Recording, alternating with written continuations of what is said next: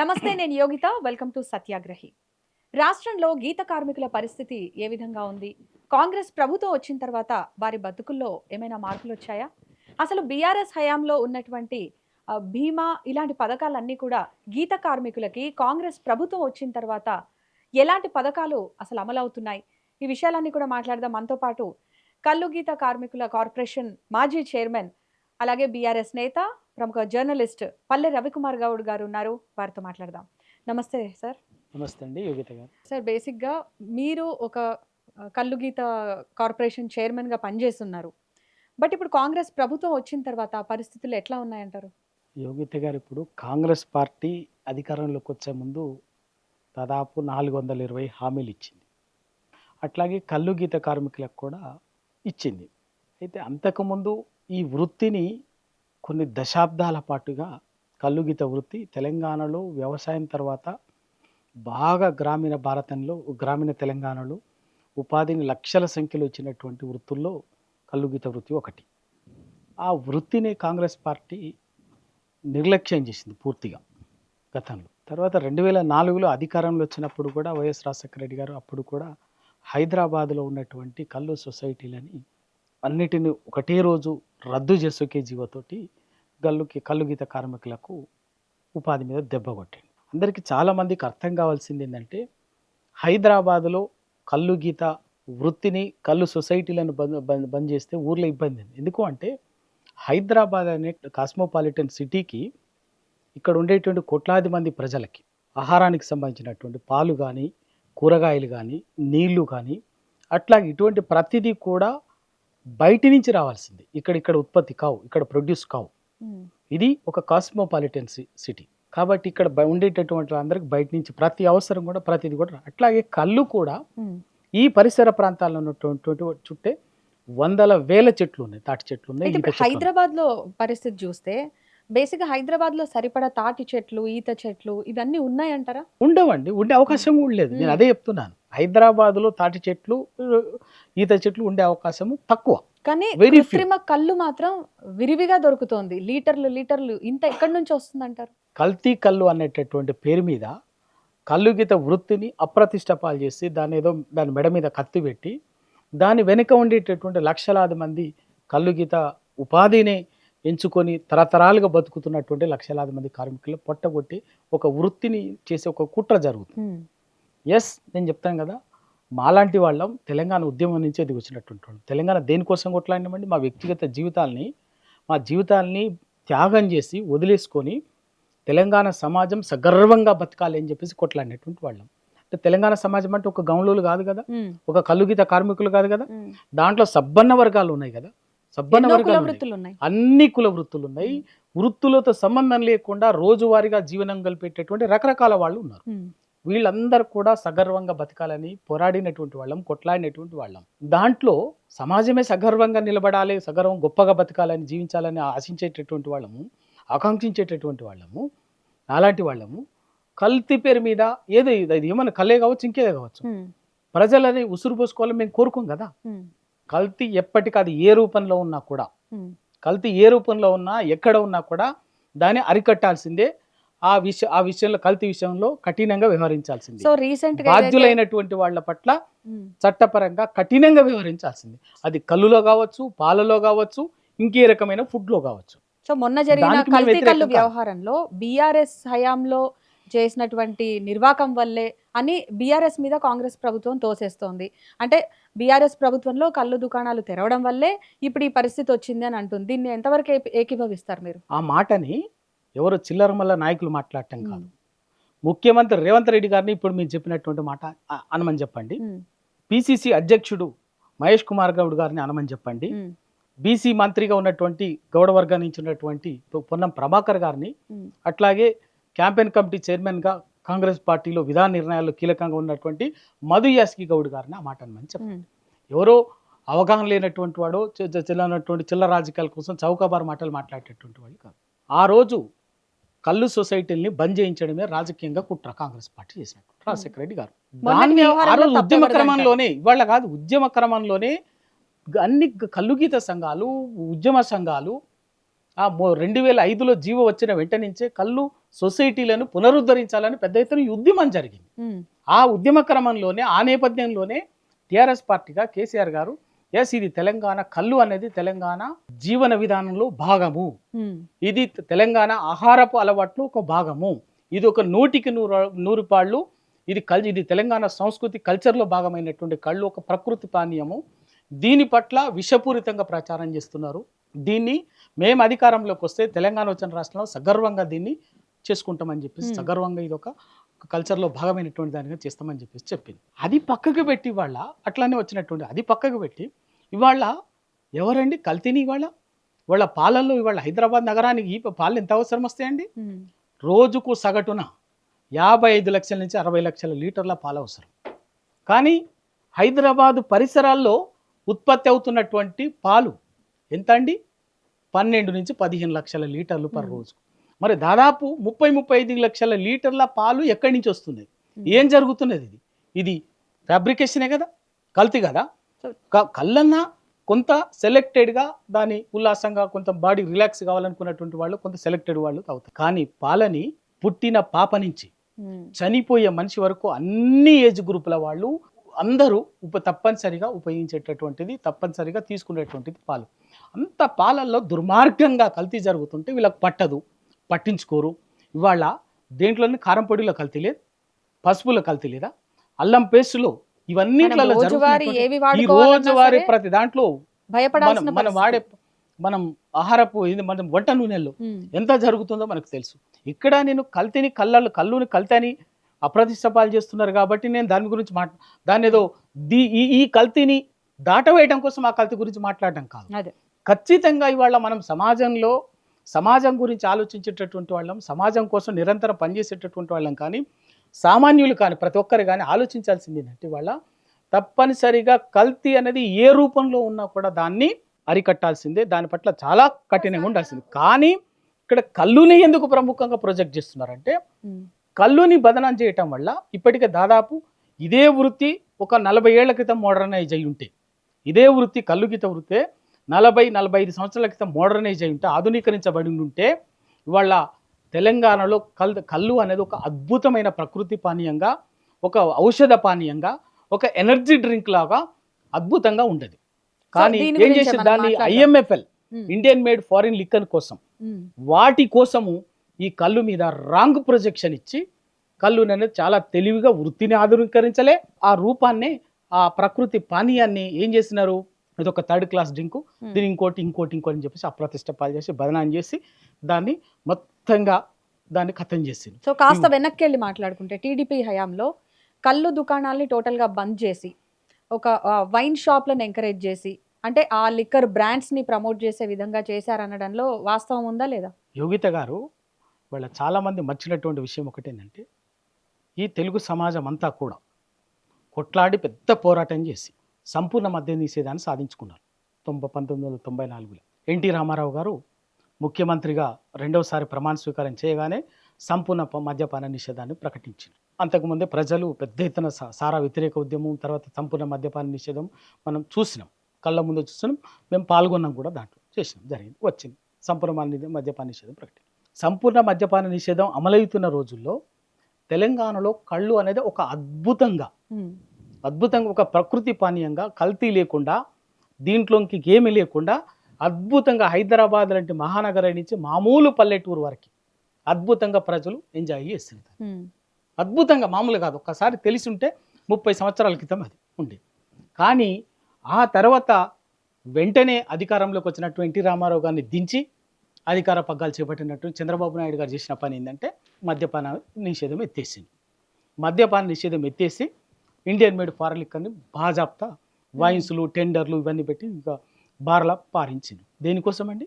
ఆదాయం కోసం, సంపద కోసం, కిక్ బ్యాక్స్ కోసం. ఇంకా విడియాల ఏ గీత కార్మికుడు ఓ ఎమ్మెల్యేకో, ఓ మంత్రికో, ఓ ప్రభుత్వానికో కోట్లు కిక్ బ్యాక్స్ ఇవ్వలేరు.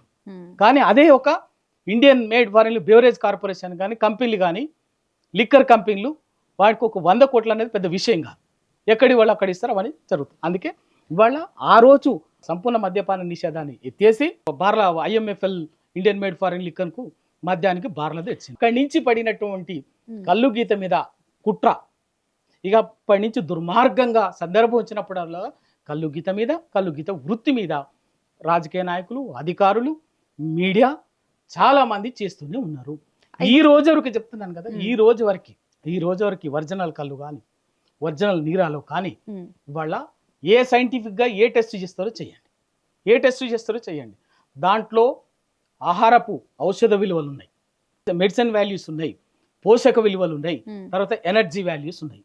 ఎన్ఐఎన్ తేల్చింది, ఐఐసిటి తేల్చింది, ఏ పరిశోధన ప్రతిష్టాత్మకమైనటువంటి ప్రతి పరిశోధన సంస్థ వాటిని తేల్చింది. కళ్ళు ఒక అద్భుతమైనటువంటి ప్రకృతి పానీయం, ఇది ఒక గొప్ప ఔషధ విలువలు ఉన్నటువంటిది, పోషక విలువలు ఉన్నటువంటి అని ఈ సంస్థలు తేల్చి చెప్పింది.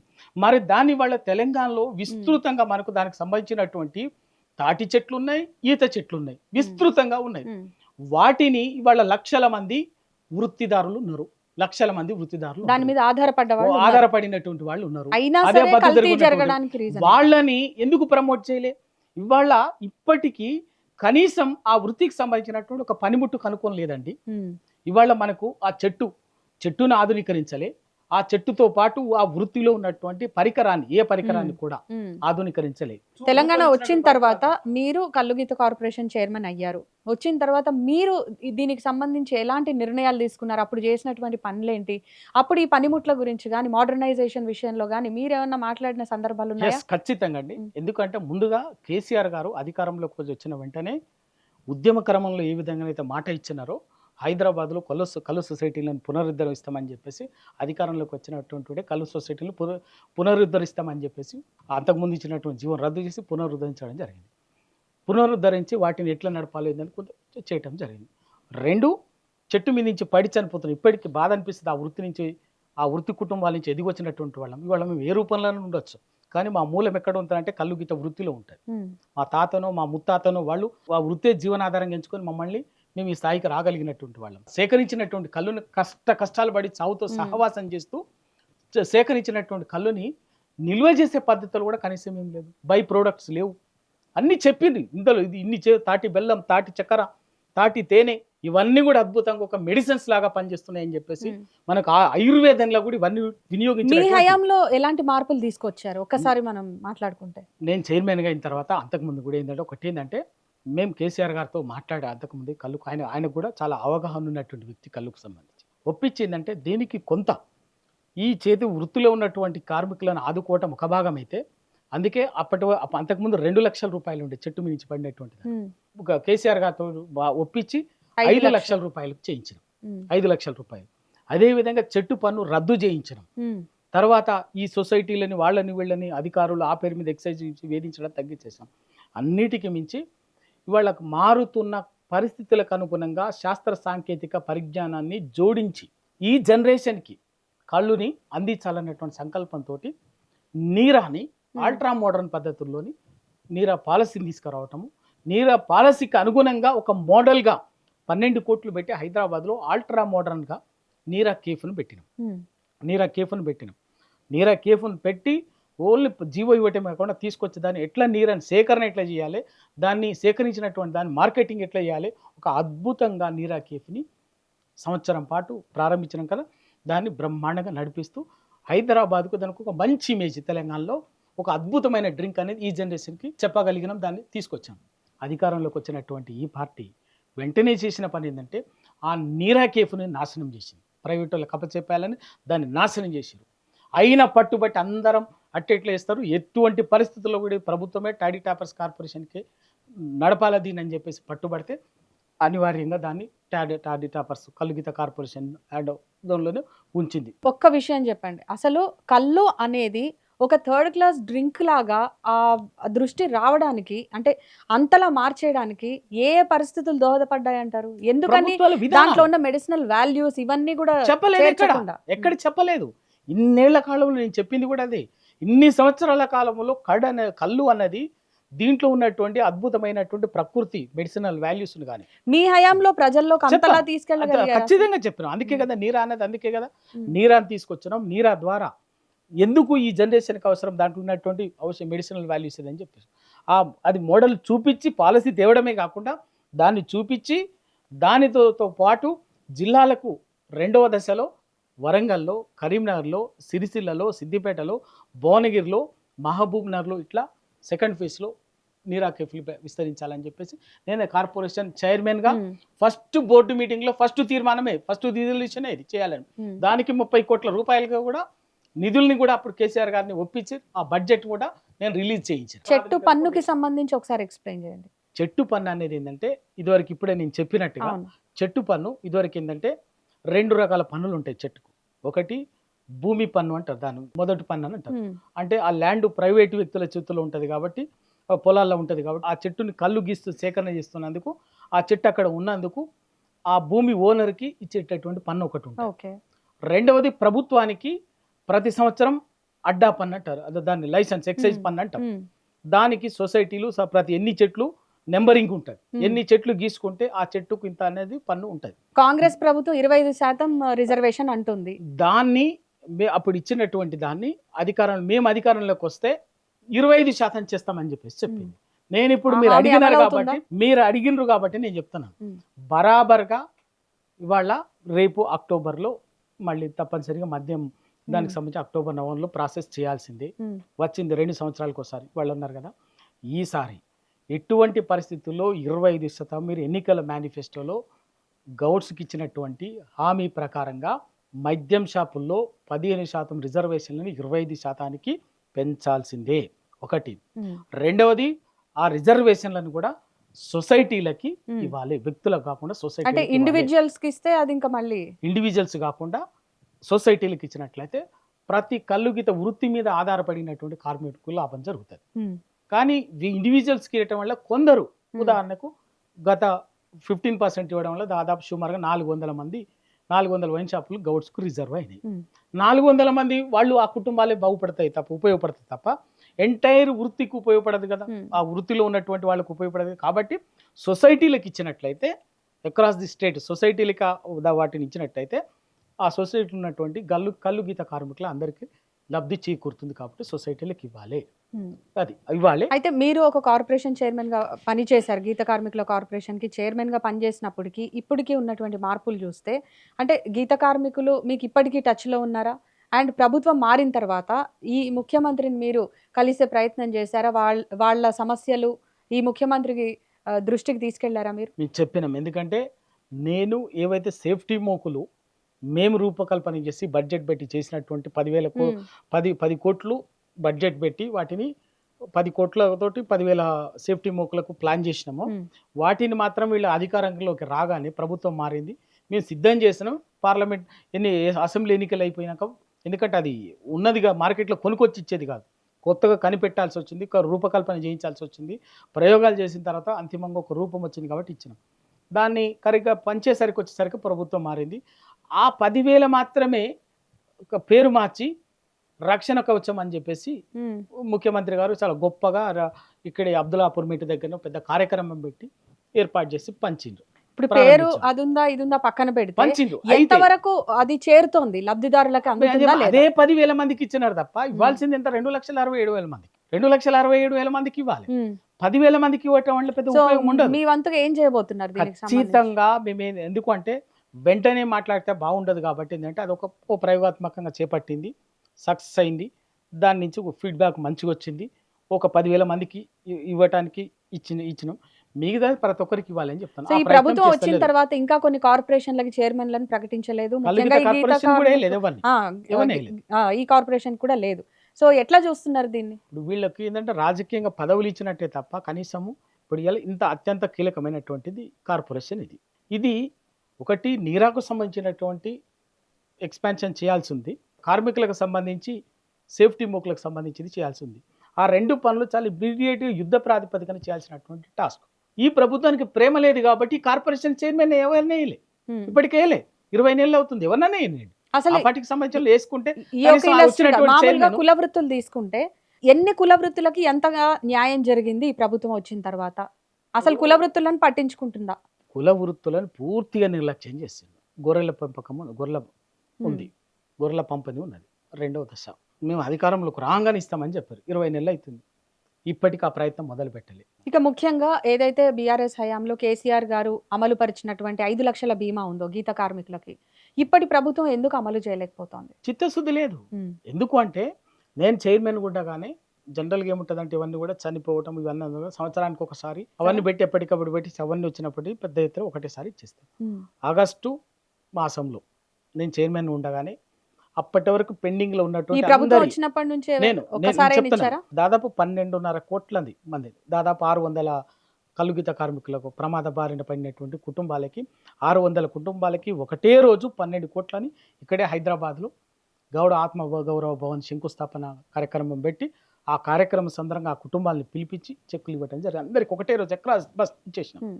అప్పటి నుంచి ఇప్పటి వరకు ఎలక్షన్ ఆ తర్వాత వెంటనే ఎలక్షన్ ఉమ్. షెడ్యూల్ వచ్చింది కదా, అప్పటి నుంచి ఇప్పటి వరకు పెండింగ్లో ఉన్నటువంటి దాదాపు ఇప్పటికి 12-13 కోట్లు ఉన్నాయి. మళ్ళీ 20 నెలలుగా దాదాపు 22 నెలలుగా సింగిల్ పైసా ఇవ్వాలి. అండ్ పెన్షన్లు కూడా వాళ్ళ ఫింగర్ ప్రింట్స్ సరిగా పడట్లేదని చెప్పేసి ఆగిపోయిన సందర్భాలు కూడా ఉన్నాయి. ఇవన్నీ అర్థం పర్థం లేనియండి. నిజాయితీ ఉంటే, నిబద్ధత ఉంటే, నీకు మనసు ఉంటే మార్గం ఉంటుంది. సో వాళ్ళు లాభపడకపోవడానికి కారణం వాళ్ళు మాట్లాడలేకపోవడమా, లేదంటే వాళ్ళ తరఫు ఎవరు లేకపోవడమా? వాళ్ళు ఇవాళకి గీత కార్మికులు అంటే వాళ్ళందరికీ ఏముంది, మాలాంటి వాళ్ళని చూసి ఏదో అదే వర్గంలో ఎదిగొచ్చినటువంటి మాలాంటి వాళ్ళం గొప్పగా ఉండొచ్చు. కానీ ఆ వృత్తులు ఇవాళ చావు బతుకులతో బతుకుతున్నారంటే వాళ్ళు ఎంత దయనీయ స్థితిలో ఆ వృత్తిలో బతుకుతున్నారో అర్థం చేసుకోవాలి. కానీ వాళ్ళని ఇంకా కూడా ఏంటంటే ప్రభుత్వాలు ఆ పేరు మీద ఈ పేరు మీద హింస పెట్టేటి మొన్నటిదాకా ఏంది, వాళ్ళు గీత కలుగు తీసుకొని బతుకుతుంటేనే వాళ్ళని ఇబ్బంది పెడుతున్నారు. ఎక్సైజ్ ఒక పక్కన, పోలీసు ఒక పక్కన, వాడొక పక్కన, వీడొక పక్కన ఇబ్బంది పెట్టేది. ఇవాళ ఇప్పుడేంది మళ్ళీ కొంత గడిచిన 10 ఏళ్లలో కేసీఆర్ గారి వల్ల కొంత శ్రీనివాస్ గౌడ్ గారు చొరవ తీసుకునేది ప్రతి సందర్భంలో. గీత కార్మికులు ఊర్లలో ఎవరు కూడా ఎక్సైజ్ వాళ్ళు ఎవరు ఇబ్బంది పెట్టేది. మళ్ళీ వాళ్ళ అరాచకం మొదలైంది. సో ఇక ఓవరాల్గా ఈ గీత కార్మికుల తరఫున మీరు మీ సొసైటీ ఎలా ప్రభుత్వం ముందుకి ఈ సమస్యల్ని తీసుకెళ్ళబోతున్నారు? ఇప్పుడు ఎందుకంటే ఇప్పుడు సందర్భం కూడా వచ్చింది. ఎన్నికల మేనిఫెస్టోలో కాంగ్రెస్ పార్టీ ఇచ్చింది. ఆ మేనిఫెస్టోని ఇప్పటి వరకు సందర్భం వచ్చినప్పుడల్లా మాట్లాడుతూ వచ్చినాము. ఇక మద్యం పాలసీకి సంబంధించినటువంటి రూపకల్పన వచ్చింది. ఇప్పుడు బరాబర్గా మీరే కల్తీ అంటున్నారు కదా, రైట్, కల్తీ నివారించాలి. కానీ మీరు మాట ఇచ్చిన ప్రకారంగా ఎన్నికల మేనిఫెస్టోలో చెప్పిన దాని ప్రకారంగా సొసైటీలకు గౌడ్లకు మద్యం దుకాణాల్లో 25% ఇవ్వాలి. అవి కళ్ళు సొసైటీలకే ఇవ్వాలి, వ్యక్తులకు కాకుండా. ఆ పాలసీకి సంబంధించింది. ఈసారి మీరు కనుక ఇప్పుడు వచ్చేటటువంటి అక్టోబర్ నవంబర్లో చేసేటటువంటి మద్యం టెండర్లలో అప్పుడు కనుక రిజర్వేషన్లు మీరు ఇచ్చిన మాట ప్రకారం 20% కనుక చేయకపోతే ఖచ్చితంగా మేము వదిలిపెట్టేది ఏం లేదు. అన్ని కళ్ళు గీత కార్మిక సంఘాలు, గౌడ సంఘాలు, బీఆర్ఎస్ పార్టీ కూడా తప్పనిసరిగా ఆ ఎన్నికల మేనిఫెస్టోని అమలు చేసేటట్టుగా ఈ కాంగ్రెస్ ప్రభుత్వం చేసేటటువంటి మోసపూరితమైనటువంటి దాన్ని ఎండగట్టి మెడలు వంచి అమలు చేయిస్తాం. ఇప్పుడు ఇన్ జనరల్గా కూడా మనం సిటీ అవుట్స్కట్స్లో అట్లా చూస్తుంటాం, ప్రకృతి వనం అని చెప్పి ఇట్లా కొన్ని పెడుతూ ఉన్నారు. అంటే కళ్ళుని ప్రోత్సహించడానికి కొన్ని కేంద్రాలు అఫీషియల్గా, అంటే ఫ్యామిలీస్ వెళ్ళి కొంచెం ఆ చెట్ల కింద వనభోజనాల టైప్లో కూర్చొని ఎంజాయ్ చేయొచ్చు అనేటువంటివి కొన్ని పెట్టారు. అవి ఎంతవరకు అక్కడ ప్యూర్ కళ్ళు దొరుకుతుందంటారు? అసలు ఇవి పెట్టడం మంచిదేనా? ఒకవేళ మంచిదైతే కనుక అది ఎంతవరకు ఎంకరేజ్ చేసేటువంటి అవకాశం ఉందంటారు? ఇప్పుడు యోగిత గారు దాంట్లో కొన్ని టెక్నికల్ ప్రాబ్లమ్స్ ఉన్నాయి. ఇప్పుడు నేను గట్టిగా మాట్లాడామనుకోండి, వెంటనే ఎక్సైజ్ వాళ్ళు ఏం చేస్తారంటే దానికి పోయి ఎవడు దీన్ని నడిపిస్తుందని చెప్పేసి వాళ్ళు పోయి కేసు పెట్టి సీజ్ చేస్తారు. చట్టం ప్రకారంగా, ఎక్సైజ్ చట్టం ప్రకారంగా ఉన్నటువంటిది ఏంటంటే ప్రైవేటు వ్యక్తులు ఎవరు కూడా కళ్ళు గీయటానికి లేదు అవకాశము, అమ్మటానికి లేదు. సరే, వాళ్ళు అవుట్ ఆఫ్ ఇంట్రెస్ట్, ఇందులో కల్తీకి అయితే అవకాశం ఉంటుంది కదా చెప్తున్నా. వాళ్ళు అవుట్ ఆఫ్ ఇంట్రెస్ట్ వాళ్ళు ఏంటంటే ఫామ్ హౌస్లు, కొంచెం పాపం పొలాలు పెట్టుకొని 4 చెట్లు వేసుకొని ఏదో చేసుకుంటున్నారు. దాంట్లో వాస్తవంగా వాళ్ళు అవుట్ ఆఫ్ ఇంట్రెస్ట్ పెట్టుకున్నారు కాబట్టి అక్కడ కల్తీ ఉండదు, సహజంగానే ఉంటుంది. కానీ అదే గట్టిగా ఇది మంచిది, ఇది జరుగుతుందని గట్టిగా చెప్పిన అనుకోండి, వెంటనే ఎవరైనా సెర్చ్ చేసి ఎక్సైజ్ వాళ్ళు, పోలీసు వాళ్ళు పోయి వన్ సీజ్ చేస్తారు. స్థానిక సంస్థల ఎన్నికలు ఎప్పుడు ఉండే అవకాశం ఉంది అనుకుంటున్నారు? అది రేవంత్ రెడ్డి గారికి తెలియాలి. ఎందుకు అంటే బీఆర్ఎస్ సిద్ధంగానే ఉందా? ఏ క్షణమైన ఎన్ని సీట్లు మేము సంవత్సరం నుంచి చెప్తానే ఉన్నాం కదా, గడువు అయిపోయిన రోజు నుంచే ఎన్నికలు పెట్టాల్సిందే అని చెప్పేసి మేము మాట్లాడుతున్నాం. ఆ ఎన్నికల కోసం బరాబరు మేము మాట్లాడుతున్నట్టు. ఇవాళ ఏ రాజకీయ అంచనా ప్రకారం ఎన్ని సీట్లు రావచ్చు బీఆర్ఎస్? సిద్ధంగా మెజార్టీ మేమే గెలుస్తాం. ఎందుకంటే వాళ్ళ ప్రజాక్షేత్రంలో ప్రతి అంశం మీద నిలబడి మాట్లాడుతున్నటువంటి వాళ్ళ మేము కాబట్టి, కొట్లాడుతున్నటువంటి వాళ్ళ మేము కాబట్టి ప్రజలు తప్పదు. ఎందుకంటే 420 హామీలు ఇచ్చారు. 420 హామీలు ఇచ్చి అధికారంలోకి వచ్చారు. వాళ్ళు ఏది కూడా సంపూర్ణంగా నెరవేర్చలేదు. నెరవేర్చకపోయి ఎవరైనా ప్రశ్నించేటటువంటి వాళ్ళని ఆ పేరు మీద ఈ పేరు మీద కేసులు పెట్టో లేకపోతే గొంతు నూకో పరిపాలన చేయాలని చెప్పేసి వచ్చేస్తున్నారు. ప్రభుత్వ ఆర్డినెన్స్ తో సంబంధం లేకుండా పార్టీ పరంగా ఏమైనా 42% రిజర్వేషన్ అమలు చేసే అవకాశం ఉందా బీఆర్ఎస్? పార్టీ పరంగా మేము ఇస్తాం మీరు ఇవ్వాలని చెప్పే చర్చ పెట్టడమే మీరు చేసే మోసం. కాంగ్రెస్ పార్టీ మీరు ఏం చెప్పినారు ఎన్నికల మేనిఫెస్టోలో? మీరు చెప్పింది ఏంటిది? మా పార్టీ 42% ఇస్తామని చెప్పలే. మీరు నిజంగా మేము ఇస్తాం అని చెప్పుంటే నిజంగా మీరు కాంగ్రెస్ పార్టీ చెప్తుంది అన్నట్టు మీరు చెప్పే వాదనకు అంటే నేను అడుగుతున్నా, అయితే ఇప్పుడు బీజేపీ వ్యతిరేకిస్తోంది 42% రిజర్వేషన్లకు సంబంధించి. అటు మీ పార్టీ నుంచి కవిత గారేమో సపోర్ట్ చేస్తున్నారు గవర్నమెంట్ కి. సో అసలు బీఆర్ఎస్ స్టాండ్ ఏంటి? చాలా క్లియర్ కదండి. మేమే కొట్లాడుతున్నాం దానికోసము. నేను అదే 42% బీసీ రిజర్వేషన్లని అమలు చెయ్యాలి అని చెప్పేసి మరి మేము ఎన్నికల్లో మాట్లాడుతున్నట్టు పార్టీ పరంగా అమలు చేసే అవకాశం ఉందా? పార్టీ పరంగా మేము ఇస్తాం అయ్యమా బరాబర్ అంతకంటే ఎక్కువనే ఇస్తాం. బరాబర్గా 42% కంటే ఎక్కువనే ఇస్తాం బీఆర్ఎస్ పార్టీ నుంచి స్థానిక సంస్థల్లో ఇచ్చినాం కూడా. ఇప్పుడు అది సబ్జెక్ట్ కాదు. సబ్జెక్ట్ కానీ సబ్జెక్ట్ చేసి మోసం చేస్తున్నారు. మీరు చేసే మోసాన్ని చేస్తున్నారు. ఈ ఆర్డినెన్స్ ని గవర్నర్ కేంద్రానికి న్యాయ సలహా కోసం పంపించారు. ఎటువంటి రిజల్ట్ వచ్చే అవకాశం ఉంది అనుకుంటున్నారు? ఏం జరగచ్చు? అమలు అవుతుందా లేదా? ఆర్డినెన్స్ గవర్నర్కి పోయింది. అంతకంటే ముందే అసెంబ్లీ తీర్మానం చేసి చట్టం చేసి ఇటు గవర్నర్ కూడా న్యాయ సలహా కోసం చెప్తాను. 42% రిజర్వేషన్లని చట్టబద్ధత అసెంబ్లీలో తీర్మానం చేసి దాన్ని గవర్నర్ ద్వారా చట్టం చేసి దానికి చట్టబద్ధత కోసం రాజ్యాంగ బద్ధత కోసం 2 బిల్లులు పంపించింది. ఇప్పటికే 4 నెలలు అవుతున్నది. అది అట్లా ఉండగా మళ్ళీ మొన్న అప్పటికప్పుడే హడావుడిగా హైకోర్టు ఎన్నికలకు మీరు 3 నెలలు ఎన్నికలు ఎట్టి పరిస్థితులు నిర్వహించాలని చెప్పేసి చెప్పగానే హడావుడిగా ఏం చేశారు? అసెంబ్లీని ప్రోరోగ్ చేసి రాత్రే క్యాబినెట్లో తీర్మానం చేసి మళ్ళీ సేమ్ 42% లోకల్ బాడీస్ రిజర్వేషన్ సంబంధించి గవర్నర్కు ఆర్డినెన్స్ కోసం పంపించింది. అంటే ఈ దేశంలో ఒక రాజ్యాంగం ఉన్నది. రాష్ట్ర ప్రభుత్వం నచ్చినా కేంద్ర ప్రభుత్వం నచ్చినా ఎవరు పనిచేసినా రాజ్యాంగబద్ధంగానే పనిచేయాలి. రాజ్యాంగబద్ధంగా మీరు అసెంబ్లీలో తీర్మానం చేసి అదే రిజర్వేషన్లకు సంబంధించి గవర్నర్ ద్వారా రాష్ట్రపతికి పంపించి రాష్ట్రపతి పరిశీలనలో ఉండగా అదే అంశం మీద మళ్ళీ అసెంబ్లీ ప్రోరోగ్ చేసి తీర్మానం చేసి ఆర్డినెన్స్ ఇస్తామంటే గవర్నర్ సంతకం పెడతాడా? గవర్నర్ నుంచి రాష్ట్రపతికే కదా పంపించింది. మరి రాష్ట్రపతి దగ్గర కదా తేల్చుకోవాల్సింది, లేదా పార్లమెంట్లో కదా తేల్చుకోవాల్సింది. మనం అది అక్కడ పెండింగ్లో ఉండగా జనాల్ని రెచ్చగొట్టడం కోసం, రాజకీయం చేయడం కోసం బీసీ రిజర్వేషన్లని కేవలం రాజకీయ స్వార్థం కోసం, రాజకీయ పబ్బం కోసం మళ్ళీ అసెంబ్లీలో తీర్మానం మంత్రివర్గంలో తీర్మానం చేసి గవర్నర్కి ఆర్డినెన్స్ పంపిస్తారు. గవర్నర్కి ఆర్డినెన్స్ ద్వారానే ఇది అయ్యేది ఉంటే, జీవో ద్వారానే 42% రిజర్వేషన్లు అమలు అయ్యేది ఉంటే మరి అసెంబ్లీలో తీర్మానం చేసి కేంద్ర ప్రభుత్వాన్ని పంపడం ఎందుకు? ఇక్కడే మనం ఆర్డినెన్స్ ఇచ్చుకుంటే సరిపోయేది కదా. మునుగోడు ఎన్నికలప్పుడు కాంగ్రెస్ కి ప్రచారం చేశారు. అంటే ఎన్నికలకు మళ్ళీ కొద్ది రోజుల ముందుగానే మళ్ళీ మీరు బీఆర్ఎస్ లోకి వచ్చారు. ఎందుకని చెప్పేసి? మునుగోడు ఎన్నికల్లో నేను చివరి వరకు కాంగ్రెస్తో ఉండటానికి నేను మానసికంగా సిద్ధపడ్డాను. అదే కాంగ్రెస్ నుంచి గెలిచిన ఎమ్మెల్యే రాజగోపాల్ రెడ్డి గారు రాజీనామా చేసి మొత్తం సర్పంచ్లని, ఎంపీటీసీలని, ఎంపీపీలని, జెడ్పీటీసీలని ఆయన తీసుకుపోయి బీజేపీ పార్టీలోకి చేసి అక్కడి నుంచి పోటీ చేసినా కూడా మళ్ళీ చెక్ చేసుకోండి. మునుగోడు నియోజకవర్గంలో కాంగ్రెస్ నుంచి ఎన్నికైన ప్రజాప్రతినిధిగా, ఎంపీపీగా పేరున్నటువంటి వాళ్ళు, గుర్తింపు ఉన్నటువంటి వాళ్ళు, నేను ఒక్కడే మిగిలిపోయినా ఎంపీపీగా. అయినా కూడా నేను ఇన్ని ఒత్తిళ్ళు వచ్చినా కూడా 3 నెలల పాటు నేను పార్టీ మారనని కూడా నేను చెప్పాను.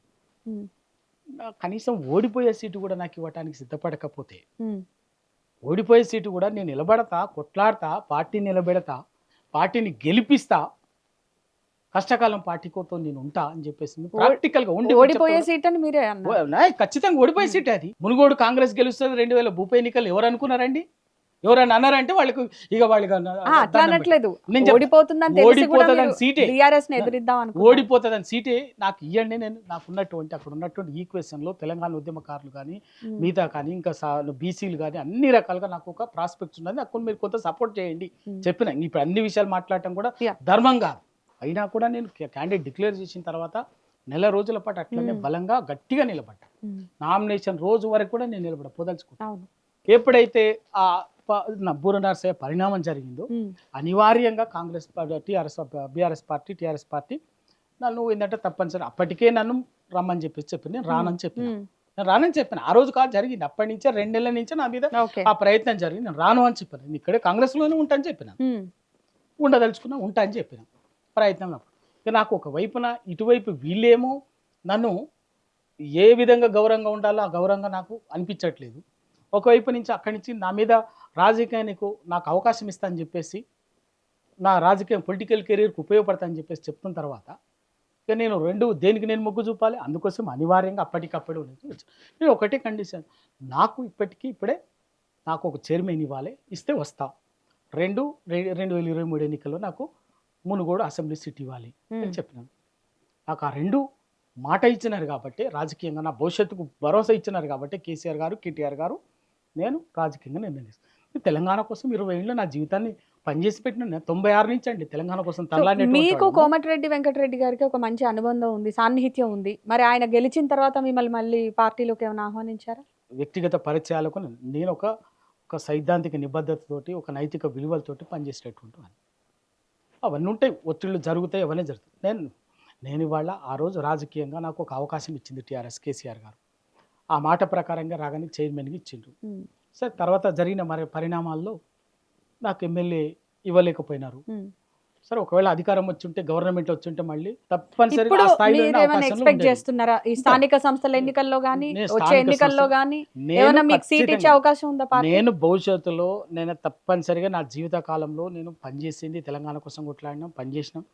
ఆ అట్టడుగు ఒక తెలంగాణ మునుగోడు లాంటి చాలా వెనుకబడినటువంటి ప్రాంతం, అత్యంత ఫ్లోరైడ్ పీడిత ప్రభావిత ప్రాంతం నుంచి వచ్చినటువంటి వాడిని.